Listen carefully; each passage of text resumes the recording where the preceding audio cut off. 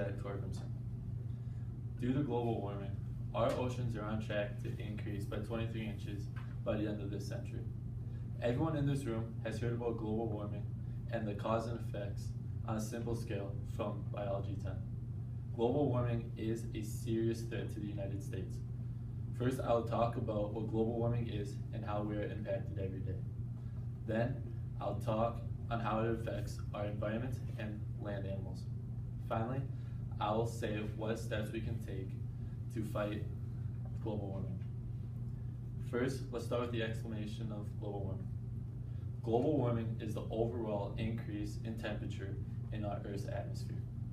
According to Amanda Macmillan, who is a health and communications author and has been published by 11 organizations, from the journal Natural Resources Defense Council, published in 2016, states that global warming is a cause from greenhouse gases, carbon dioxide, and other harmful gases being in our atmosphere and heating up our Earth. With these gases up there, they can and will be in our atmosphere for centuries while heating up our planet. This is also referred to as the greenhouse effect. With just alone, coal plants have polluted over 1.7 billion tons of carbon dioxide per year.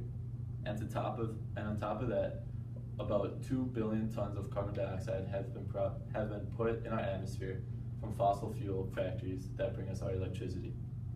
With all this carbon dioxide, many people are affected, including farmers. From the farmers' yield from crops, they have been decreasing over the years from global warming. Their seeds have also shrunk, have been shriveled up, and are overall less abundant. Now that we've talked about what global warming is, let's talk about how it affects our environment. Lisa Levin, who is a professor of marine ecology at the University of California, in her book, Science, Sea Changes, published in 2015, states that our oceans are receiving most of the impact, heat, and carbon dioxide from global warming.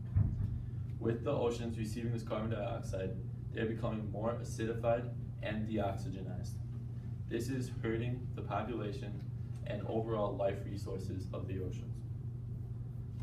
While global warming can hurt our oceans, and does, it also hurts our land animals, including polar bears.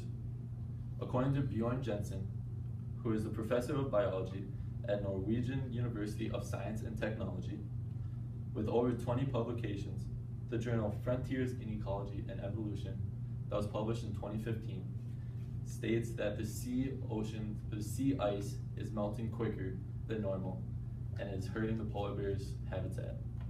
With the ice melting faster, the food is becoming more scarce and is a cause of the prolonged fasting for the polar bears. This can also affect their reproduction and survival rates.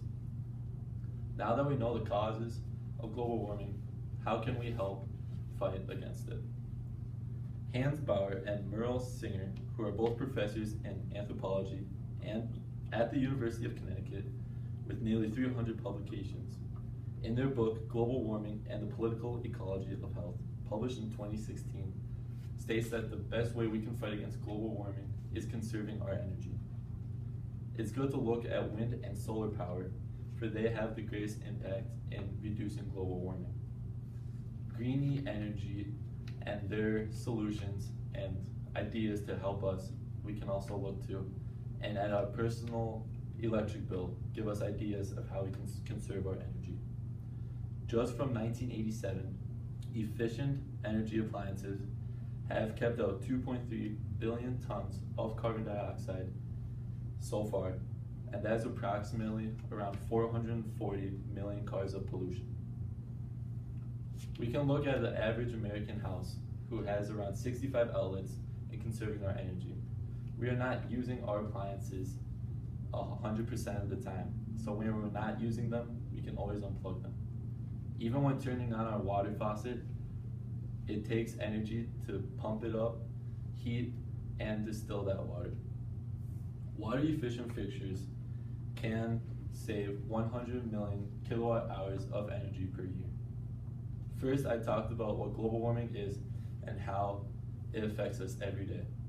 Then I talked of how global warming can affect our environment and our land animals. And finally, I talked about the steps we can take to solve the issues against global warming. Global warming is a serious threat to the United States. If we take these simple steps in conserving our energy, we can maintain our planet's ocean levels before they reach the 23 inches that was projected before the end of this century. 524, excellent job.